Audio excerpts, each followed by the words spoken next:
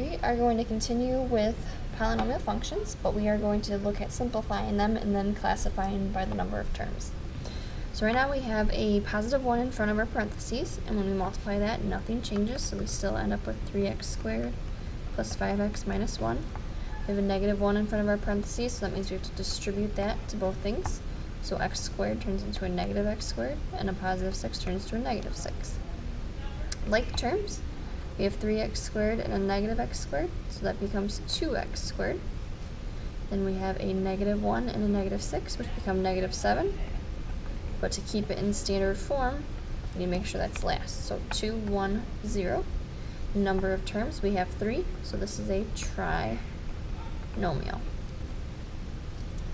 If we look again, this one, there is a positive 1 out in front, so nothing changes in the front, because when we multiply by a positive 1, everything stays the same. Same here, we have a positive 1, so nothing changes, everything stays the same when we multiply. So now we can add like terms. We have a negative 3x to the fourth and a positive 6x to the fourth, which becomes 3x to the fourth. There is an x to the third with nothing, so that doesn't need to be combined. After 3 would be a 2. There's nothing to combine negative 5x squared with. Then we have positive 1x and a negative 2x, which is a negative x. And then lastly, negative 7 and a plus 3 is a negative 4. So we've combined all of our like terms, and it's in standard form. 4, 3, 2, 1, 0. There's 1, 2, 3, 4, 5 terms, so this would be a polynomial of 5 terms. Last example for today.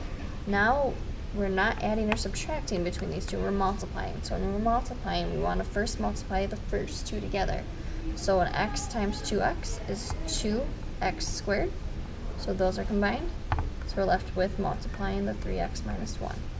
So when we do that, we want to distribute it to both things on the inside. 2 times 3 is 6. X squared times x is x to the third. 2 times negative 1 is a negative 2. X squared times no other variables, it's just x squared. No like terms to simplify. It's in standard form, so we're going from 3 to 2, and the number of terms is 2, so we have a binomial.